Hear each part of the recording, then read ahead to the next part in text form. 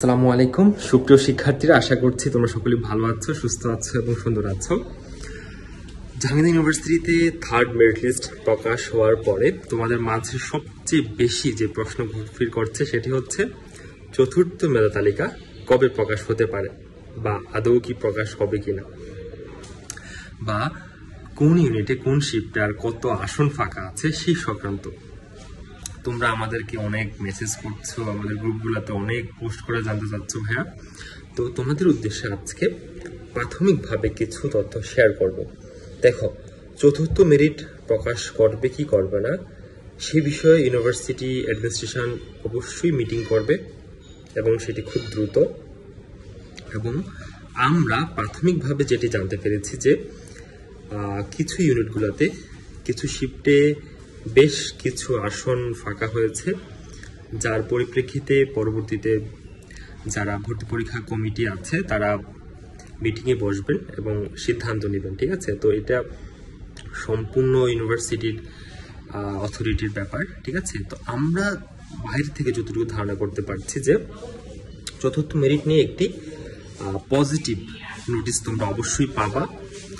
আমরা বিভিন্ন ফ্যাকাল্টি অফিসগুলোতে গিয়েছি, স্ব ইউনিট অনুযায়ী যে ফ্যাকাল্টি অফিসগুলো আছে সেখানে আমরা গিয়েছি। যেমন আমরা সামাজিক বিজ্ঞান অনুষদে গিয়ে জানতে পেরেছি যে সেখানে ছেলে এবং মেয়ে দু জায়গাতেই মোট 17টি আসন ফাঁকা হয়েছে, মানে থার্ড মেরিটে ভর্তি হওয়ার পরে 17টি আসন ফাঁকা হয়েছে।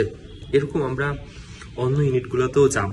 ঠিক আছে, যদিও এখনো তাদের প্রাথমিক কাজ চলমান আছে, তো সম্পূর্ণ ডাটা এখনো ওনাদের তৈরি করা হয় নাই, তো এই জন্য আসলে আমরা পূর্ণাঙ্গ তথ্য এখনো পাইনি।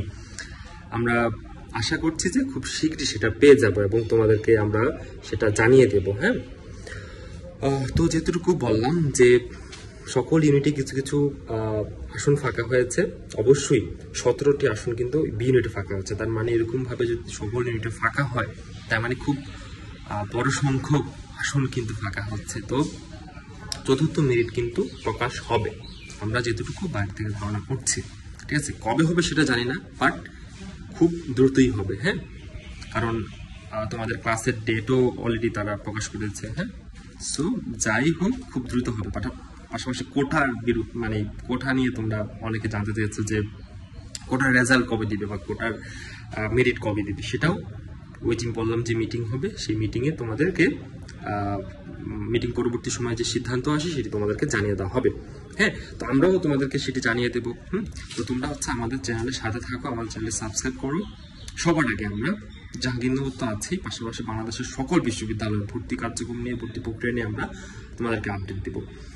আরেকটি কথা হচ্ছে কি, বি ইউনিটে যারা একটু দূরে মেরিট পজিশন নিয়ে গণবিজ্ঞপ্তির মতো বা 18 জুন সশরীরে আবেদন করার মতো কার্যক্রমে অংশগ্রহণ করো নাই ভাইয়া, তোমাদের জন্য আসলে খুবই দুঃখজনক একটা ব্যাপার। সেটা হচ্ছে আমি বারবার বলেছি যে তোমাদের মেরিট পজিশন যতই থাকুক, তোমার যদি ওয়েটিং লিস্টে নাম আসে তুমি অবশ্যই তুমি 18 তারিখ যাও, 18 তারিখ গিয়ে তুমি সশরীরে আবেদন করে আসো। তোমরা অনেকেই বলছো যে ভাই গত বছর তো এত পর্যন্ত গিয়েছে, এবছর কি যাবে কিনা। ভাইয়া, গত বছর অনেক সাবজেক্টের রিকোয়ারমেন্ট ছিল না, এবছর নতুন করে রিকোয়ারমেন্টস অ্যাড হয়েছে। আমি তোমাদেরকে ছোট্ট একটা উদাহরণ দিই। হ্যাঁ, বি ইউনিটে 322 পর্যন্ত 20 বা 22 এর আশেপাশে মেরিট পর্যন্ত রেগুলার বেসিসে সাবজেক্ট পাইছে। এর পরবর্তীতে ইউনিভার্সিটি আর কাউকে সাবজেক্ট দেওয়ার মতো পায় নাই। তুমি দেখো, এখনো থার্ড লিস্টটা চেক করে দেখো, ঠিক আছে, তৃতীয় মেধা তালিকা এখনো চেক করে দেখো, আছে সেখানে 800, 700, 900, ইভেন 1000 পর্যন্ত ইকোনমিক্স পাইছে। ভাই, এটা আমরা দেখি নাই কখনো। হ্যাঁ, মানে ইকোনমিক্সের মতো ওয়ান অফ দ্য ফাইনেস্ট তোমার সাবজেক্ট সে পাইছে। কারণ কি ভাইয়া, ওই বললাম, সে বিশ্বাস করছে যে শেষ করে তার জন্য ভালো কিছুই রাখছে, এই জন্য সে 18 তারিখ এসে আবেদন করছে। কিন্তু তোমরা অনেকেই 500 মিনিট নিয়েও তোমরা অ্যাপ্লাই করতে আসো না ভাইয়া, এটা তোমাদের জন্য কি বলবো, মানে একটা রিগ্রেটের বিষয়। এবং আমাদের কথা যারা শুনছে তারা অবশ্যই গেইনার। হ্যাঁ, এরকম যেসব ডিপার্টমেন্টগুলোতে, যেসব ইউনিটগুলোতে, যেসব সাবজেক্টগুলোতে স্পেসিফিক রিকোয়ারমেন্টস আছে এবং কোন ডিপার্টমেন্টে স্পেসিফিক রিকোয়ারমেন্টস আছে সেই সংক্রান্ত আমাদের ভিডিও আমরা পাবলিশ করেছি, 18 জুনের আগে আমরা পাবলিশ করেছি। যারা সেই ভিডিও দেখেছে বা হচ্ছে যারা আমাদের কথা মতো 18 তারিখে অ্যাপ্লাই করেছে তারা অবশ্যই ভালো কিছু পাবে, ঠিক আছে। এরকম একই রকম ভাবে সি ইউনিটে অনেকগুলো সাবজেক্টের খুব জটিল জটিল রিকোয়ারমেন্টস আছে। ওই রিকোয়ারমেন্টসগুলো যারাই ফুলফিল করবে তার মেরিট অনেক দূরে হইলেও সে সাবজেক্ট পাবে, এটা হচ্ছে কথা। হ্যাঁ, আমি এই যে ছোট্ট একটা উদাহরণ দিলাম, এরকম অনেক উদাহরণ তৈরি হবে অন্যান্য ইউনিটগুলোতে। সো এইটুকুই তোমাদের জন্য বলা আজকে। তোমরা আশাহত হইও না যারা আবেদন করেছো 18 জুন, ঠিক আছে, তোমার জন্য ভালো কিছুই আসছে। তো আজকের মতো এই পর্যন্তই। তোমরা নিশ্চিন্তে থাকো এবং প্রাথমিকভাবে কোন ইউনিটে কয়টি আসন আছে আমরা জানার চেষ্টা করছি, জানলে তোমাদেরকে সেটা জানিয়ে দেব, ঠিক আছে।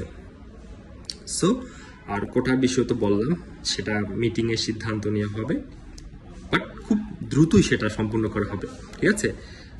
এক সপ্তাহ বা সর্বোচ্চ 10 দিনের মধ্যেই সেটা তোমরা জেনে যাবে। হ্যাঁ, তো এইটুক পর্যন্তই। সকলে ভালো থাকো, সুস্থ থাকো ভাইয়া, ঠিক আছে। আমার ক্লাস আছে আবার একটু পরে, তো একটা ফাঁকি তোমাদেরকে আপডেটটা দিয়ে দিলাম। যাই হোক, ধন্যবাদ সবাইকে। হ্যাঁ, ওকে।